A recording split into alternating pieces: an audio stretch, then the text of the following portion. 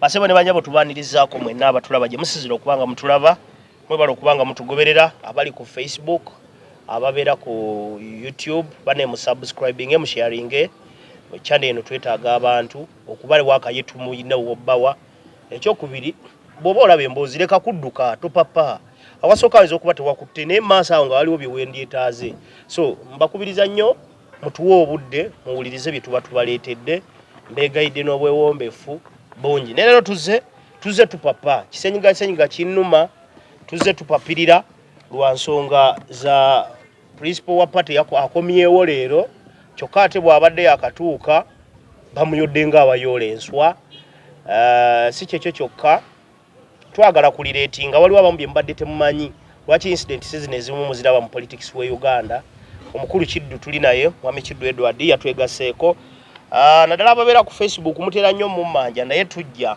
katusooke twetegeke buli kimu tujja tuuka omubawa ng'akaseera katuuse mwami Kiddu buuza ku bantu tuze tupapapapa kujjena mu mirimu gyo nga ndaba ekiguddeyo twetaaga kiwa bannayuganda abatuliza mbalamusiza njagala okubeebaza okutugoberera mukwano gwaffe mande namuse ku muto wange mande Germany mande yiga Dortmund Germany ne mulamu wange Remy ne muwala wange Babula ne mutabani wange Waswa tuyinayo Harriet bande abantu bangi kati seba abatugoberera Semakula omugave Joseph Semakula abantu baffe mwenna abatugoberera tubeebaza tugezaako okugira naye si byangu tukubya mutwe tugezaako naye tubeebaza okubanga mutugoberera kyagulanyi bamukwatidde ku kisaawe abadde afuluma amadaala g'ennyonyi ali mu kukkirira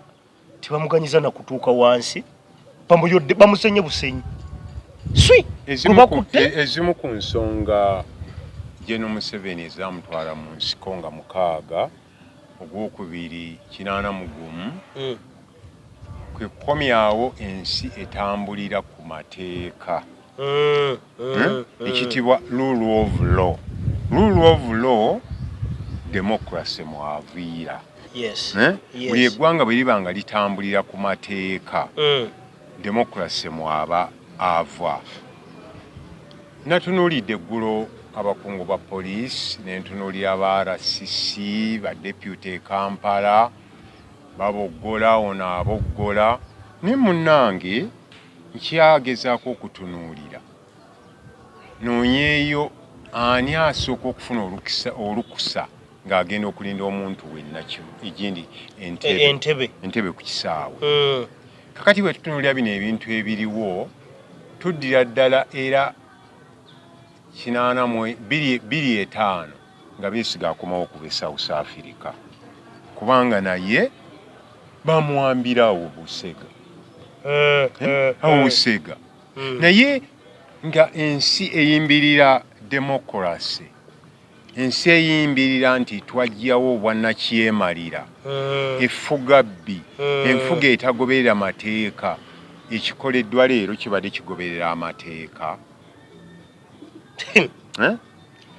di eggwanga lye litunuulira nga tussa ekitiibwa mu bantu baffe mu Uganda wano ti omuntu ateekebwamu ekitiibwa mu kitiibwa kye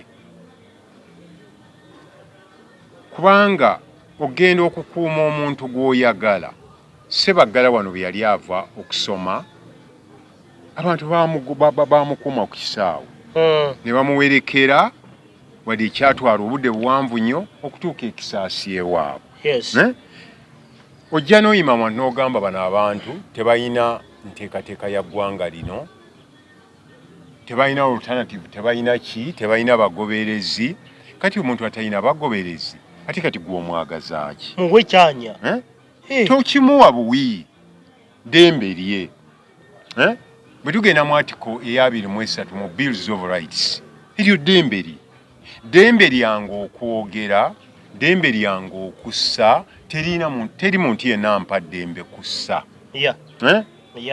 okyaba teri muntu yenna ampa ddembe kulya ekyo kya butonde naye kati bw'otunuulira nga twakaweebwa okutegeka omupiira gwa AFCON fe Kenya ne Tanzania. Yes. Nga munnamateeka mabirizi akamala okuwaabira gavumenti mu kaafu naawe ensonga nti yeewunya kaafu okutuwa okutegeka omupiira mu nsi etateeka kitiibwa mu ddembe lya buntu, mu nsi etulugunya buli muntu mu kiki kyonna munnamateeka mabirizi kino tagenda kikwata akyongere ku bujulizi bwe. Of course era kyeyoleka lwatu kati kitegeeza bayinza n'obutamukiriza kujja kulaba mupiira. Okiraba nti ebintu bino naye singa otunuulira akapapula ka independent akafuluma nenaku z'omwezi nga 6 ogwokusatu 29 kaliko omutwe ogugamba kapapula kenyini kagamba the independent Uganda uncensored news views and analysis. Munnange edita waako era ninyanyiniko Andrew Mwenda mu budde obwo ebintu bye yawandiikanga akyasobola oba okubyogera leero Andrew Mwenda n'agamba nti family rule in Uganda. Kakwate tukalaga abantu abali ku kamera. Family rule in Uganda. N'agamba nti how Museveni clan runs the government. How Museveni's clan runs the government.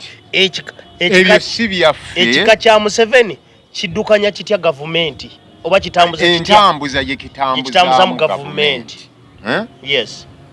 Era otunuulidde ebifaananyi byonna ebiriko.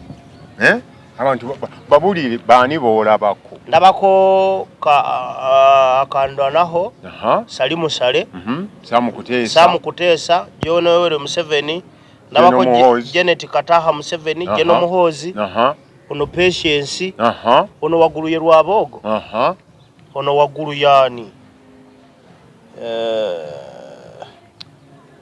bana namwe abakalaba biibyo ebifaananyi biibyo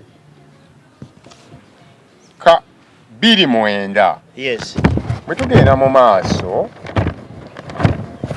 n'agamba nti farewell Republic of Uganda. Welcome lwaki Kingdom. Yali ategeeza ki? Titusiibula Republic of Uganda. Twaniriza lwaki Kingdom. Obwakabaka bwe lwaki tula. Obwakabaka buno Andrew Mwenda bwe yali ayogerako mu budde obwo byebyo byolabye buli lw'obwegezaamu ekyo kye kikutuukako. Agenda maaso n'agamba nti and so we have finally neared the summit of our journey from the Republic of Uganda to the Kingdom of Lwakitula under the Kaguta dynasty. The crowning moment of this journey was 2 weeks ago when President Yoweri Museveni appointed his wife, Mrs. Janet Kataha Museveni, to cabinet. That there has not been a major outcry in the country against this increasing and narrowing patrimony in a sign of how deeply people's expectations of President have sunk. Ebyo byonna bye baali bamusuubiramu sank kye kintu okubbira nga bwe walaba kitempula wali ku Mutima Beach bwe kyagenda kisankinga mu mazzi. Ebirowoozo byonna abantu bye byayina Andrew Mwenda akulaga nti bitandise okubbira.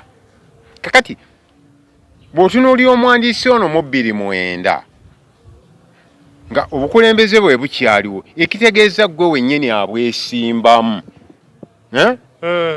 olina okukwatibwa bw'otyo. Ani alina ekibiina ekivuganya gavumenti mu paalamenti? Robert Kyagulanyi Ssentamu. Osobola omukola ekintu bwe kityo. Kyagulanyi alina amagye.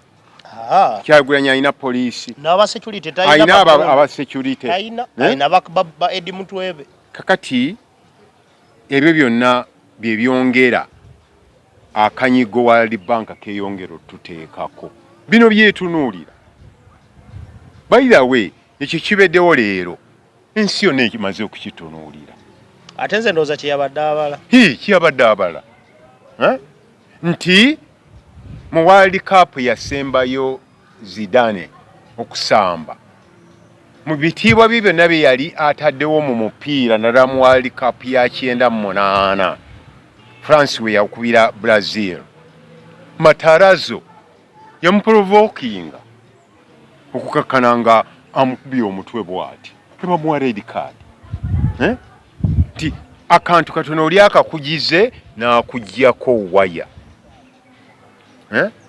ebintu nga bino tusigala twebuuza abantu eruweero baafiira ki abantu abaafa nga bali baleetinga nga twagala enkola egoberera amateeka eteeka ekitiibwa mu ddembe ly'omuntu ejje baafiira ki awo buli muntu kyolina okusigala nga weebuuza ku ggwanga ffe abaaliwo nga bino byonna bibeerawo nga tusula tudduka twekweka wano na wali naye nga tuyina essuubi nandi omwenda lyagamba 29 nga litandise okwebbika 29 kati myaka emeka myaka emeka ebigambo bingi nnyo byeyannyonnyola mu maaso wano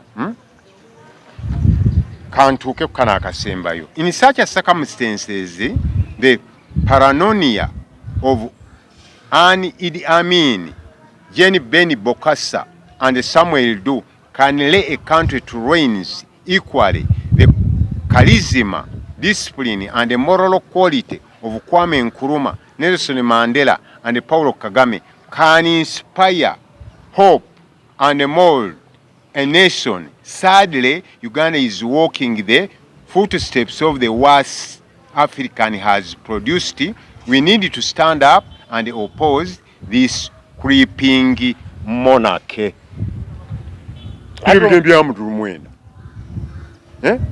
Embeera eno yagigeraageranya ku bukulembeze bwa Idi Amin n'agigeraageranya ku Emperor Bokassa wa Central African Republic n'agigeraageranya ku Master Sergeant Samuel Doe yali afuga Liberia ne Kwame Nkrumah. Kwame Nkrumah ebintu bwe bimwonoonekerako nga tekyalina kulonda mu Ghana. Eddie Kafeero kati MP wa Mubende municipality. Yes. Winfred Mbabazi ye mubaka w'Emawogola. Manya wa Sembabule district nga tekyali kulonda Nkrumah nga abapointinga bwapointinzi. Ando mwena agerageranya n'erigi mwena ekyaliko 29 ku Idi Amin ba Jane Bederi Bokassa ba Master Sergeant Samuel Doe ba Kwame Nkrumah. Ekyaba kiki kyosobola okukola okugalaga nti oyawukana naabo? Kiki kyosobola okulaga eggwanga nti ddala najjawo obote nenteekawo ddala ekintu bwekiti ne bwekiti? Bw'oba ogamba nti tuli mu multipartyism nga ekibiina tekikkirizibwa kutambula kuyita mu bantu. Natuulidde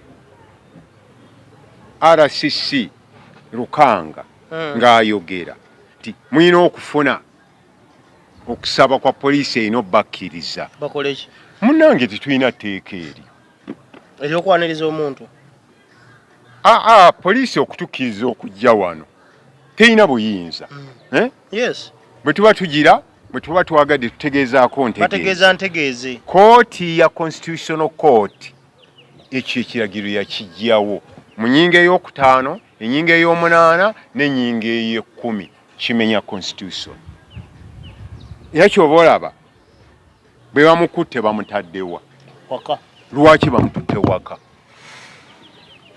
Bakitegedde nti talina musango. Ate kiti atalina musango okwata waaki? kubanga omuntu kyakoze bwe kiba kimenya amateeka mutwalo ogenda omuvunaane kyaba nti ebintu bino bizze bibaawo 2017 Profesa Babiri Mansa nga bwe yali yeeyita kubanga Lieutenant Yahaya Jammeh bw'akwata obuyinza n'amamulako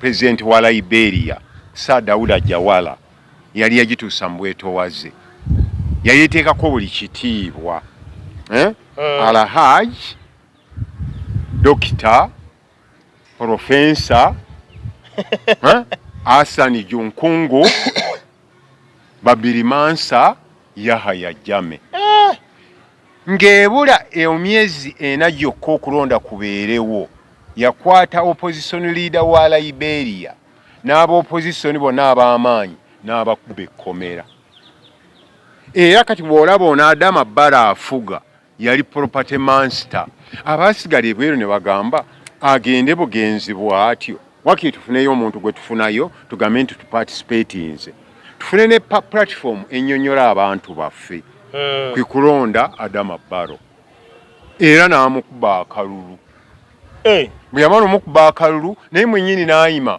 ku TV y'eggwanga n'agamba nkuyozaayoza era ngenda kuyamba okulaba nti eggwanga lyaffe litambula ndowooza bano otuleseewa muzeeyi ne bamugamba ebyo byogerwa ebyo tibyogerwa ne wayita ennaku n'agamba akalu kabaddemu okubbira tulina okuddamu okulonda nga teyali akkiriza defeat nga akkiriza defeat k'abantu olimba awo nga ECOWAS ekyayina amaanyi ne ECOMOGO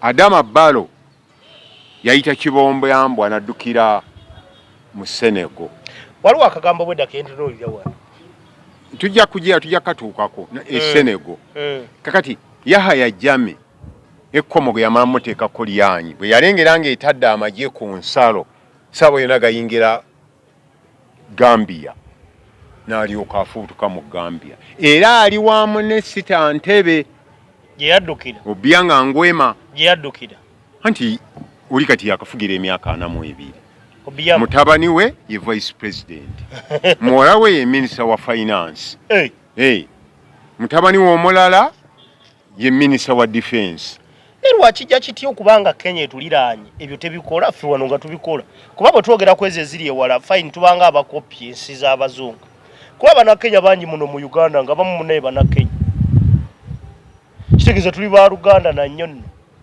naye bwe toliwulirako mukazi wa Kinyatta tewawulyako mulimu gwe mukazi wa Kinyatta tewawulya ate nga mukazi we ng'obudde ku kulowooza bino na biri Dr. Margaret Kinyatta ali highly educated era eyo PhD yasoma nsome sibye bino ebyayitire emmanju ogenda ogigire PhD ya Margaret Kinyatta tefaanana ya Grace Mugabe kwangeera Mugabe bw'amala okugira university yagimuggyako Kenya erina omutendera mulala kwetambulira ne Tanzania erina omutendera mulala kwetambulira yes ekyokulabirako Kenya erina ba cabinet minister ba minister 24 bokka Tanzania erina 19 bokka tulina 82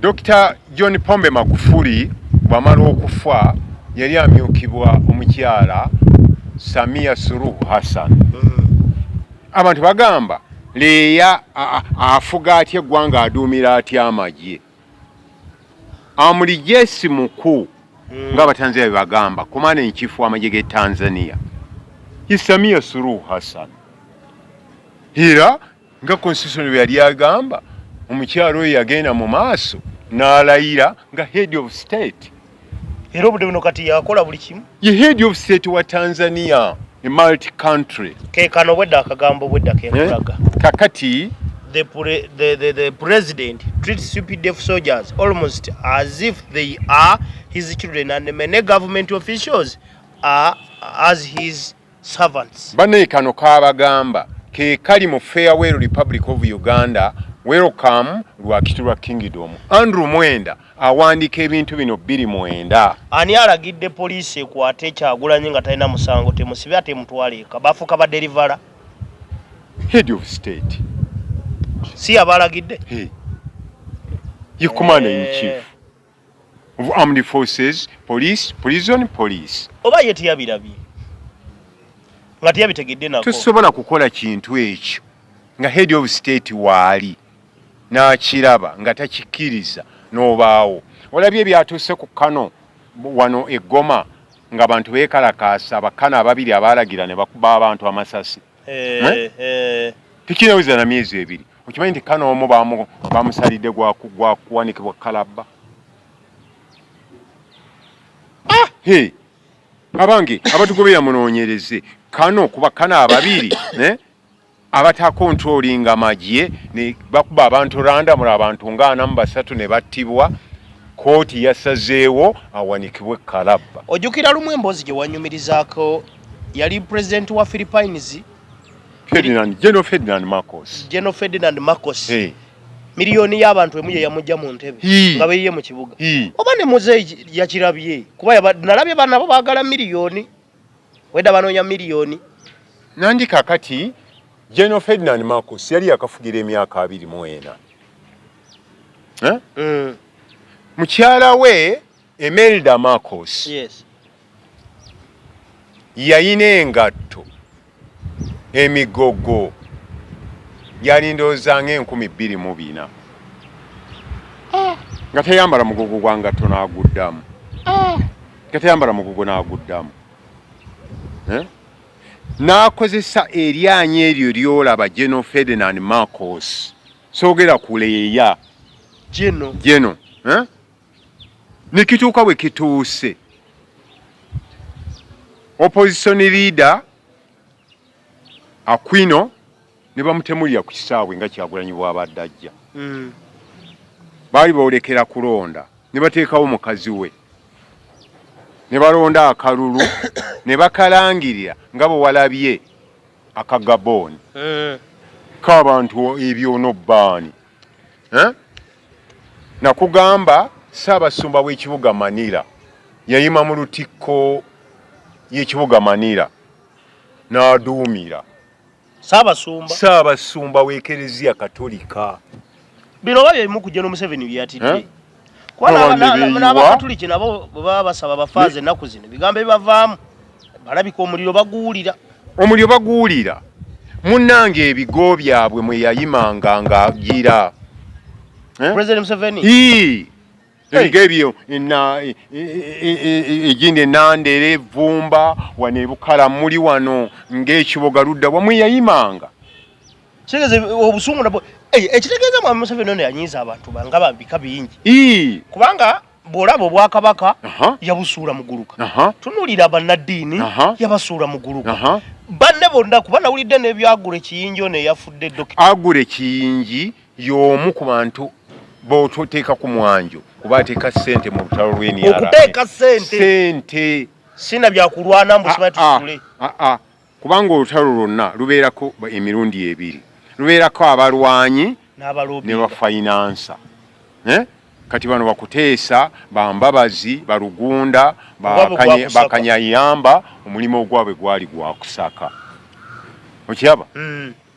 Kakati abo bonna olaba gye bali. Kati tujje tutunuulire. Yagamba nti yali nsobi nnyo yali addiza Obwakabaka olubiri. Nagamba Obotiki yali nsobi nnyo okulumba olubiri. Kino yali ajja kukozesa kalaamu. Kiki ekyabadde Kasese eggulo? Omusinga wa Lwenzululu yakomyewo. Nga 26 Desemba 2016 kiki ekyali e Kasese? Kutta bantu. Kutta bantu, kita bantu. Olubiri lwasigalawo. Kakati twawula tutya Obotiki yakola 66 ne 2016 gavumenti eno kiyakola mu Bwakabaka bwa Lwenzululu. Ono yajja Obwakabaka bwa Buganda oli yabadde kala ajjeewo buli bwa Lwenzululu. Namukwata nti Ssekabaka Muteesa yalinnya kisenge n'afuluma n'ayingira e Rubaga abasusuloti ne bamuyamba n'atambula n'ajja paka erw'emiyaga n'awummulirako abo ng'onoono bwe baamubeererawo. Bishop Yokana Mukasa atandika obulabirizi bwa Emityana. Taata wa mwami mwerabidde omukyalo oyo weekasanga tiwali.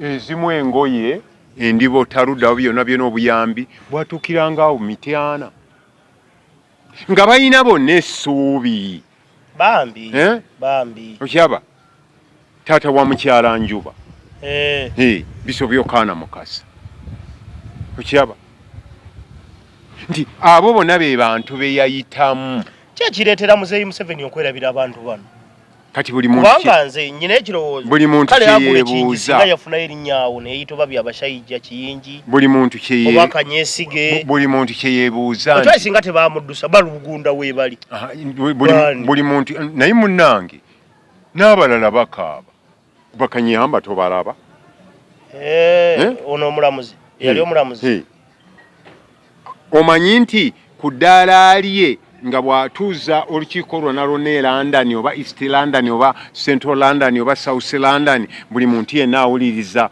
munnamateeka kyagamba ku mbeera eri mu Uganda. Okimanyi nti bw'amala okuwummula obulamuzi yaweebwa obwa ssaabalamuzi series nga gavumenti eno erina omuteerako omukono mwami Museveni n'agaana. Okakasa? Si kukakasa bwe kiri. Lwaki yagaana? Yamanyi. Tomanyi nti mu kulonda kwa 2006 mu balamuzi abagamba nti okulonda kulina okusazibwamu kwalimu okubbira y'omu ku bo Professor Kanyehamba. Naye waali wadde akadiye agamba kino kye twalwanirira. Lubuno labako ng'agamba abanja Lugunda ssente yali munnamateeka abo baawuza musango bikyawo ng'abanja taliwo wali ebuziga ujustukeko wano mugende ajja bakiza okukola interview wadde musajja mukadde naye mwami Kiddu katifu abavubuka gwe weebuuze ono mukyala Njuba yawummula kapiteeni mu magye. Njuba ye gurupu y'abanalweyiso bwe baali mu nsiko banalweyiso bazizinga kapiteeni zizinga mukyala zizinga gwe lwaki mu by-election zekyaddondo famire ye yawagira Kyagulanyi. Famire yani yazizinga ya mukyala Njuba gwe weebuuze lwaki. Mwami Kiddu gwenga yaliwo mu generation eyo nga mwami Museveni ajja naye yalina abavubuka nga kati bwe bali abavubuka abangi ku Kyagulanyi yabayina Obote teyabawangayo kumanya ngono bagamba n'obuhuliganizi bwana bwa Nuupu biki teyabanyomanyomanga. Mwana wattu yabanyooma kubanga yatuuka n'okugamba nti Museveni kavunza buvunza kujja kukwata bukwasi kikwaso akatundule. Nono olumu yagamba ayuru crash Nuupu naye era keganye anti kakati nga naye bwe baamunoonya omukulasinga n'ekigaana. Ne lwaki tayiga bino ebintu tabijjukira? Bannabyabufuzi kasita abiyiga naye akantu kano ddayo okalowooze. Farewell Republic of Uganda. Akantu kano abatugoberera akantu kano bakategeere bulungi. Family rule in Uganda. How Museveni's clan runs the government. Abiraba naye kakati kali kagamba kintu tukinywezezza. Bali ba Magufuli ba Jakaya Kikwete bw'omugenzi Benjamin Mukapa munnange ne gundi Mukama amukuumye Hali Hassan Mwinyi kubanga yaddira Nyerere bakyaliwo. Nyerere yawumula wa myaka 62. Nyerere yayamba ba Museveni bano 79 n'abawa amagye okujjako gavumenti ya Amini. Tulifuna omukulembeze alijja natukulembera nga ayagala kuwaayo buyinza mirembe. Koza kati tunakifuna kuwa ne Uganda. Ngojeko bw'abasekabaka buli kwabo bwabanga bwanno. Kiina kusabirwa nnyo. Lwaki? Kiina kusabirwa nnyo. Kyobola abantu beesiga akiddingana tisaagala gwanga lino ditwala mu lutalo. Buli we mugenda mu lutalo musigala mwerowooza nti mmwe bannannyini. Kugayagala free and fair election. Gavumenti y'abantu ku lw'abantu. Kati ono akugambye damu osoma akantu kano. The president treats UPDF soldiers almost as if they are his children and many government officials as his servants. See, the President Museveni engeri gy'atiitiibyamu oba gy'ayisaamu ab'amagye aba UPDF olinza okulowooza nti balinga baana be, era n'abagavumenti abakozi ba gavumenti bangi bakozi be. Ebbanga lyogoberedde Uhuru Kenyatta ku myaka 10 gy'afugidde. Akatono ke wagoberera Mwai Kibaki emyaka 10 gyeyafugira. Ddayo ebyafaayo ogoberere Benjamin Mkapa emyaka 10 mu Tanzania. Ogoberere Jakaya Kikwete emyaka 10. Njiziryayo quote nga Mkapa oba Uhuru Kenyatta oba Jakaya Kikwete munnamagye eyawummula we yagambira my army, we yagambira my police. Ne Museveni yabyogerako atya yagamba ko amagye gamba nkugambye mpaayo quote yemu nga Kenyatta abyogera. Bali anti kibalwanyi tebagenda mu nsiko tebamanyi techniques za kulwana. Lwaki ensi zaabwe ziri obulungi? Sanga bayina ebyobugagga eby'omutaka. Lwaki ensi zaabwe ziri obulungi? Obutemu obulira mirundi emeka mu Tanzania amawulire ogalaba pina emikutu gya Tanzania mingi owulira wa obutemu obuliri ku leeti obubbi obuki owulira wa we babba ssente mu gavumenti ng'ekiri wano. Mukiriza tubasibulire wano basebe ne banyawa mwenna abatugoberedde tubasaba okusubscribinga n'okusharinga mwongezeeyo emboozi tekiba kya bugunjufu kulaba bulabi notakkiriza ate kuddamu kulaba kitegeeza bw'obigwako olwaleero n'obiraba notakodamu kusharinga na kusubscribinga nja kwa tuwadde mukisa kuddamu kulaba mboozi ndala. Maliriza ng'obaddiramu akantu kaliwa nnyo kano akawansi in such circumstances the perennial of Idi Amin, Jen Bokassa and Samuel Doe can lay a country to reigns mukati abaga. Equally, the charisma, discipline and moral quality of Kwame Nkrumah, Nelson Mandela and Paul Kagame can inspire hope and mold a nation. Sadly, Uganda is walking the footsteps of the worst Africa has produced. We need to stand up and oppose this creeping monarchy. Kabamenyemeremu buwumpi mu Luganda bumenye. Mu Luganda agamba kantandikire wano nti equally the charisma nti empisa zino ne moral quality bwanga buntu bulamu omutenderero ogw'obuntu bulamu ogwa Kwame Nkrumah ogwayolesebwa Kwame Nkrumah ne Nelson Mandela ne Paul Kagame okubanga batu inspiring kiva mu Luganda ki okutusikiriza tufune suubi n'okuzaawo nation kyanaku.